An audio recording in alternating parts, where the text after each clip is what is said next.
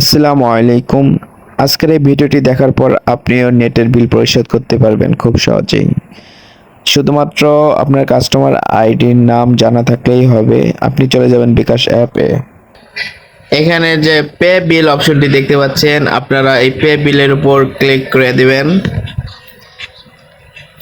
এরপর দেখতে পাচ্ছেন ডান পাশে ইন্টারনেট, এই ইন্টারনেটের উপর ক্লিক করবেন। এরপর এই নিচে দেখতে পাচ্ছেন যে বিভিন্ন ধরনের ব্র্যান্ডের নেট এখানে কিন্তু চলে আসছে, নেট কোম্পানিগুলো। তো আপনার নেট কোন কোম্পানি সেটা কিন্তু সিলেক্ট করতে হবে। তো এখানে আপনি ভালো করে পর্যবেক্ষণ করতে পারেন, অথবা আপনি উপরে সার্চ অপশনে গিয়েও কিন্তু লিখতে পারেন আপনার কোন কোম্পানির নেট।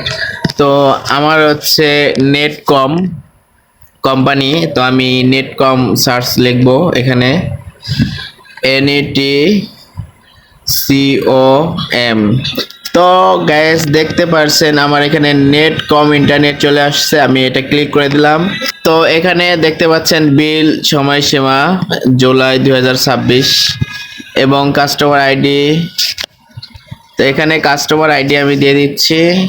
আপনাদের যে কাস্টমার আইডি সেটা কিন্তু অবশ্য থাকতে হবে। তো কাস্টমার আইডিটি কি সেটা আপনারা নেট কোম্পানি থেকে জেনে নেবেন, অথবা এটা নোট করে রাখবেন। তো আমার কাস্টমার আইডি হচ্ছে 1508, আমি এখানে টাইপ করে দেব।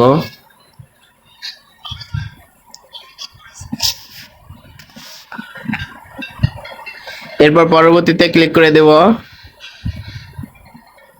গায়েস দেখতে পাচ্ছেন এখানে অ্যাকাউন্ট নাম আফতাব আলম, কাস্টমার আইডি 1508, পরিশোধ শেষ সময়, স্ট্যাটাস এখানে পরিমাণ 800 টাকা।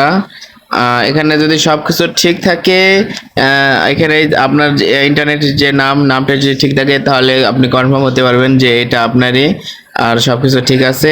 এরপর আপনারা পরবর্তীতে ক্লিক করে দিতে পারেন।